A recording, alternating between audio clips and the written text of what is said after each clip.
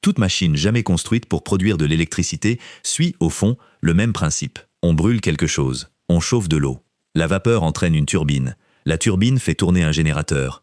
Le générateur produit de l'électricité. Charbon, gaz, pétrole, même les centrales nucléaires. Toutes fonctionnent selon la même logique de base. Quelque chose devient chaud. L'eau se transforme en vapeur. La vapeur fait tourner quelque chose. C'était la règle, depuis plus de 150 ans. Et puis la Chine a mis en marche une machine qui brise cette règle. Pas un peu, pas à la marge. Complètement. Cette machine ne brûle rien. Elle ne produit pas de vapeur. Elle n'a pas de turbine au sens classique.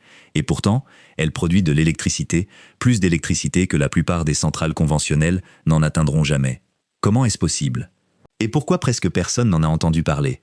Si vous aimez les vidéos qui vous montrent les technologies capables de transformer le monde avant même que le monde ne s'en rende compte, alors mettez un like à cette vidéo dès maintenant et abonnez-vous à Découvrir la Chine pour ne manquer aucun prochain épisode. Plongeons dans le sujet. Pour comprendre pourquoi cette machine est si révolutionnaire, vous devez d'abord comprendre pourquoi l'ancien système atteint ses limites. Depuis la révolution industrielle, la production d'électricité fonctionne selon un cycle simple. On prend un combustible, on le brûle, on chauffe de l'eau pour la transformer en vapeur, et cette vapeur entraîne d'immenses turbines qui tournent à une vitesse énorme. Ce mouvement de rotation est ensuite converti en courant électrique par un générateur. Cela semble élégant. Mais ce système a un problème fondamental, l'efficacité. Le meilleur rendement qu'une centrale à charbon moderne puisse atteindre se situe autour de 45%. Cela signifie que plus de la moitié de l'énergie contenue dans le combustible est perdue sous forme de chaleur résiduelle. Pour les centrales à gaz, le résultat est un peu meilleur, environ 60% avec les technologies les plus avancées. Mais même les centrales conventionnelles les plus efficaces du monde gaspillent au moins 40% de leur énergie. Ce n'est pas un détail. C'est une limite physique connue depuis le 19e siècle, qu'aucun ingénieur au monde n'a réussi à contourner. Jusqu'à maintenant. Ces dernières années, la Chine a massivement investi dans une technologie qui contourne ce problème fondamental. Pas de combustion, pas de vapeur, pas de turbine en rotation. Cette technologie s'appelle la thermoélectricité à semi-conducteur et elle fonctionne selon un principe tellement différent que la plupart des ingénieurs de l'ancienne école l'ont d'abord considéré comme impossible. Le principe est étonnamment simple à expliquer, mais incroyablement difficile à mettre en œuvre. Certains matériaux génèrent une tension électrique lorsqu'un côté est chaud et l'autre côté froid. Pas besoin de vapeur, pas de pièces mobiles. La différence de température suffit à mettre les électrons en mouvement. Ce phénomène est connu depuis 1821. Le physicien allemand Thomas Johann Seebeck l'a découvert lorsqu'il a relié deux métaux différents et en a chauffé l'un. Il a remarqué qu'un courant électrique circulait, sans qu'il ait besoin de faire quoi que ce soit d'autre. Pendant près de 200 ans, ce phénomène est resté une curiosité scientifique. Pourquoi ? Parce que les matériaux connus étaient si inefficaces que l'électricité produite ne méritait presque pas d'être mentionnée. Les meilleurs matériaux thermoélectriques du XXe siècle pouvaient peut-être convertir 5 à 8% de l'énergie thermique en électricité. Comparé à une turbine à vapeur capable d'atteindre 45%, c'était une plaisanterie. Personne ne considérait la thermoélectricité comme une alternative sérieuse pour produire de l'électricité. C'était un phénomène de laboratoire, rien de plus. Puis quelque chose a changé. En 2024, une équipe de chercheurs de l'Académie chinoise des sciences à Pékin a publié une étude qui a attiré l'attention du monde scientifique. Ils avaient développé un nouveau matériau thermoélectrique basé sur une structure cristalline modifiée. Ce matériau a atteint un rendement supérieur à 15% dans la conversion directe de la chaleur en électricité. Cela ne paraît peut-être pas énorme. Mais dans le monde de la thermoélectricité, c'était un doublement des meilleurs résultats obtenus jusque-là. Et les chercheurs ont montré que ce matériau pouvait théoriquement être porté à plus de 20%. Qu'est-ce que cela signifie concrètement? Imaginez une centrale électrique sans turbine. Aucune pièce en rotation. Pas de pompe. Pas de conduite de vapeur. Aucun des milliers de composants mobiles qui, dans une centrale normale, doivent être constamment entretenus, réparés et remplacés.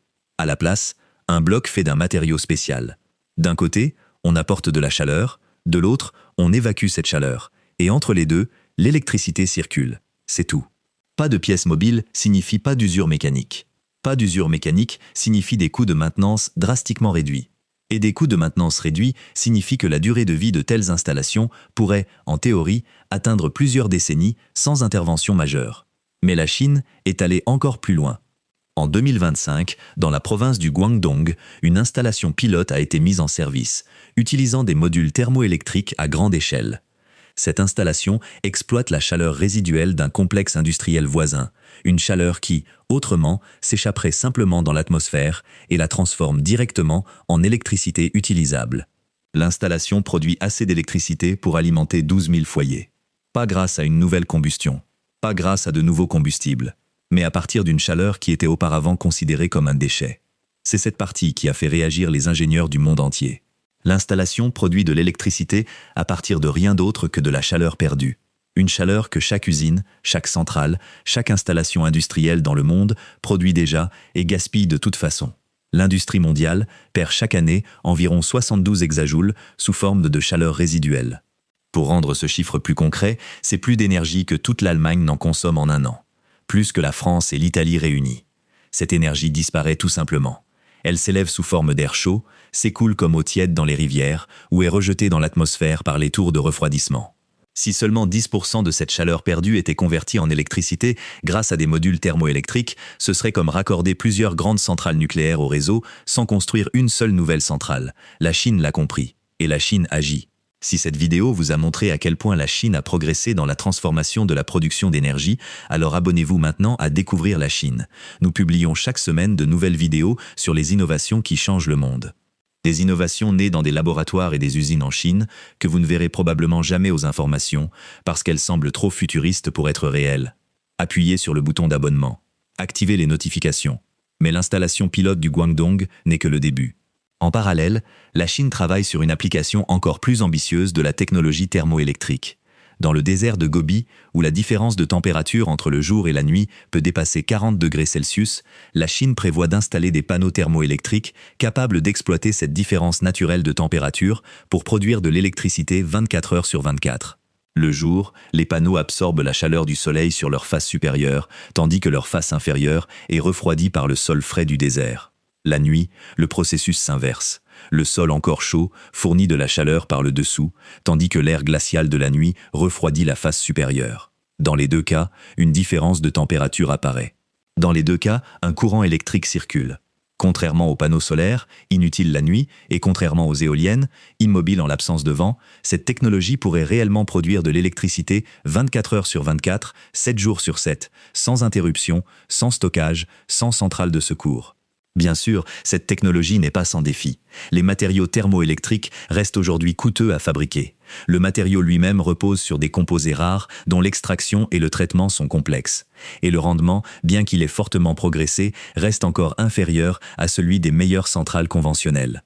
Les critiques affirment que le rendement est trop faible pour remplacer totalement les centrales conventionnelles. Et techniquement, ils ont raison. Les modules thermoélectriques ne remplaceront pas les centrales à charbon demain. Mais ce n'est pas le sujet. L'enjeu est de récupérer une énergie qui, aujourd'hui, est complètement perdue. L'enjeu est de transformer en électricité une chaleur résiduelle qui serait autrement gaspillée. L'enjeu est d'ouvrir une source supplémentaire d'électricité propre sans créer de nouvelles émissions. Et dans ce contexte, un rendement de 15 à 20% n'est pas mauvais. Il est transformateur. Parce que la chaleur entrante est gratuite. Le monde n'a pas encore pleinement compris ce point, mais certains pays commencent à se réveiller. Le Japon a signé un accord de coopération avec l'Académie chinoise des sciences afin de tester des modules thermoélectriques dans ses propres usines.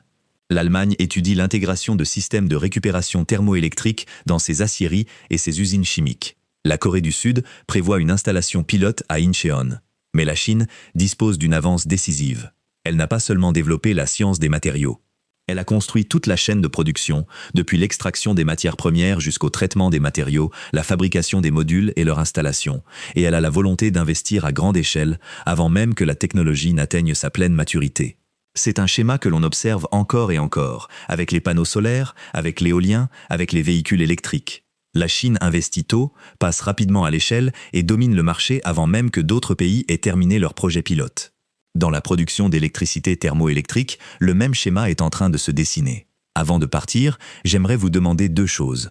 Premièrement, si vous n'êtes pas encore abonné, faites-le maintenant. Ces vidéos demandent des heures de recherche. Je lis des sources en chinois, je vérifie des spécifications techniques, je parle avec des ingénieurs. Vos abonnements m'aident à consacrer plus de temps à ce travail et à produire davantage de vidéos comme celle-ci. Deuxièmement, si vous souhaitez soutenir directement ce travail, si vous voulez me montrer que ces vidéos comptent pour vous, vous pouvez m'offrir un café via Buy Me a Coffee. Le lien se trouve dans la description de la vidéo. Chaque café m'aide à produire de nouveaux épisodes comme celui-ci. Des épisodes sur les technologies qui transforment le monde pendant que la plupart des gens ne s'en rendent pas compte. Votre soutien signifie énormément pour moi. Dites-moi dans les commentaires, pensez-vous que la production d'électricité thermoélectrique sera la prochaine grande révolution ou bien son rendement est-il encore trop faible pour changer réellement les choses? J'aimerais connaître votre avis. À la prochaine vidéo où nous plongerons encore plus profondément dans l'avenir que la Chine est en train de construire. Ici, découvrir la Chine.